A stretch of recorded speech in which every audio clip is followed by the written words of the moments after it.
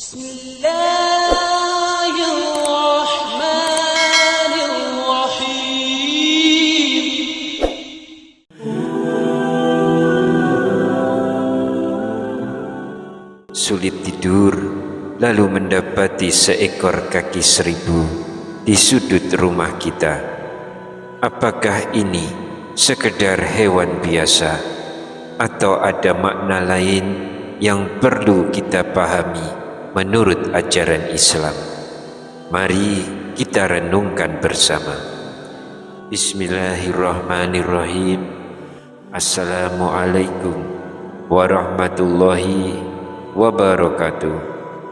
Syukur alhamdulillah kita masih dipertemukan kembali di channel ini. Sholawat dan salam selalu dan tetap tercurahkan kepada junjungan kita Nabi besar Muhammad sallallahu alaihi wasallam. Allahumma sholli ala sayyidina Muhammad wa ala ali sayyidina Muhammad. Harapan dan doa saya, semoga hari ini Allah lapangkan rezeki kita, Allah ampuni dosa-dosa kita, panjangkan umur kita dalam keberkahan, dan semoga kita semua diwafatkan dalam keadaan beriman. Dan jangan lupa sahabat, tuliskanlah salawat di kolom komentar. Insya Allah itu akan menjadi tanda cinta kita kepada Rasulullah sallallahu alaihi wasallam, dan semoga kita semua mendapat syafaat beliau di hari akhir nanti. Amin ya rabbal alamin. Sahabat beriman yang dirahmati Allah, pada kesempatan kali ini mari kita bahas lebih dalam tentang bahaya-bahaya kaki seribu yang masuk ke dalam rumah menurut pandangan dan keyakinan dalam Islam. Pertama-tama kita akan melihat bagaimana Islam memandang kaki seribu yang dipercaya oleh sebagian masyarakat sebagai perantara santet tingkat tinggi. Apakah ini hanya mitos semata atau memang ada dasarnya dalam keyakinan spiritual? Kemudian kita juga akan membahas dampak psikologis dari kehadiran kaki seribu di dalam rumah, seperti mimpi buruk dan sulit tidur, serta bagaimana hal ini bisa mempengaruhi kesejahteraan kita dalam kehidupan sehari-hari. Tak hanya itu, sahabat beriman, kita juga akan membahas konsep kaki seribu sebagai jelmaan jin ataupun siluman, dan bagaimana hal ini dikaitkan dengan keyakinan dalam Islam. Apakah memang ada keterkaitan antara kaki seribu dan makhluk gaib? Dan tentu saja kita tidak hanya menyampaikan informasi tentang bahayanya, tetapi juga melihat penyebabnya menurut Islam. Apakah ada hubungan antara cara kita menyimpan makanan, kondisi rumah yang lembab, atau dedaunan yang berserakan dengan masuknya kaki seribu ke dalam rumah? Maka jangan lewatkan pembahasan ini.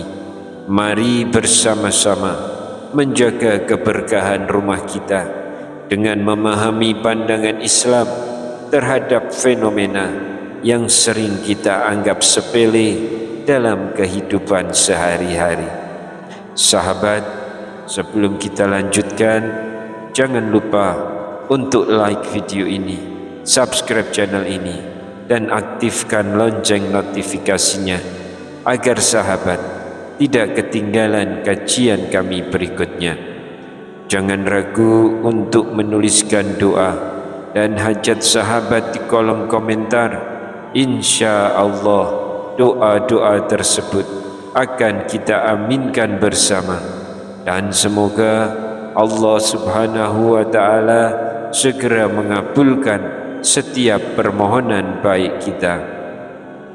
Rasulullah sallallahu alaihi wasallam bersabda, doa seorang muslim untuk saudaranya tanpa sepengetahuannya akan dikabulkan. Di atas kepalanya ada malaikat yang ditugaskan. Setiap kali ia mendoakan kebaikan untuk saudaranya, malaikat tersebut berkata, amin, dan engkau pun mendapatkan yang semisalnya. Hadis riwayat Muslim.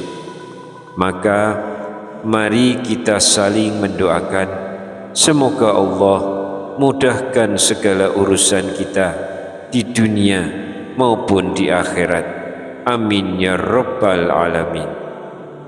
Sahabat beriman, kira-kira apa yang menyebabkan kaki 1000 masuk ke rumah menurut Islam? Apakah kehadirannya menjadi pertanda sesuatu yang berbahaya? Sahabat, kaki 1000 merupakan salah satu hewan yang sering ditemukan di halaman rumah. Tak jarang pula hewan ini masuk ke dalam rumah dan mengganggu kenyamanan penghuninya. Kaki 1000 menyukai sampah, sayuran yang membusuk, dan tempat-tempat yang lembab. Meski disebut kaki 1000, sebenarnya hewan ini memiliki rata-rata antara 80 hingga 400 kaki. Ketika serangga ini masuk ke dalam rumah, kita dianjurkan untuk tetap berhati-hati, karena dalam kepercayaan tertentu, kaki 1000 dipercaya menjadi perantara santet tingkat tinggi yang membawa dendam. Bukan hanya itu, dalam pandangan sebagian masyarakat Muslim, hewan ini juga dianggap membahayakan. Lalu, apa saja bahaya kaki 1000 masuk rumah menurut Islam? Menurut sebagian pandangan, baik kaki 1000 yang kecil maupun yang besar dianggap berbahaya jika berada di dalam rumah. Karena itu, membunuh kaki 1000 dibolehkan dalam Islam selama tidak menggunakan api. Syekh Abdul Aziz bin Baz rahimahullah pernah menyampaikan bahwa jika ada hewan yang mengganggu kehidupan manusia sehari-hari, maka diperbolehkan untuk membunuhnya selama tidak dengan cara yang dilarang seperti menggunakan api. Setelah mengetahui ketentuan tersebut, berikut beberapa penyebab dan dampak kaki 1000 masuk rumah menurut keyakinan yang berkembang. Yang pertama, sebagai perantara santet. Dalam sebagian kepercayaan, kaki 1000 yang masuk ke rumah dianggap sebagai tunggangan atau perantara santet tingkat tinggi. Hal ini dikaitkan dengan adanya orang yang memiliki dendam dan berniat mengusik penghuni rumah. Ketika kaki 1000 berada di dalam rumah, penghuninya dipercaya akan merasakan kejanggalan seperti tubuh terasa panas dan perasaan tidak nyaman lainnya. Yang kedua, dapat menyebabkan mimpi buruk. Jika kehadiran kaki 1000 diyakini berasal dari pengaruh santet, maka penghuni rumah bisa mengalami mimpi buruk secara berulang. Kaki 1000 dipercaya telah dibekali ilmu hitam yang membawa aura buruk ke dalam rumah, dan pemilik rumah pun disebut menjadi targetnya. Yang ketiga, menjadi susah tidur. Menurut kepercayaan tersebut, adanya kaki 1000 di dalam rumah bisa membuat penghuninya sulit tidur. Tubuh terasa panas meskipun udara di luar terasa sejuk. Jika hal ini terjadi, disarankan untuk segera mencari tahu penyebabnya dan mengusir kaki 1000 dari dalam rumah. Yang keempat, jelmaan jin ataupun siluman.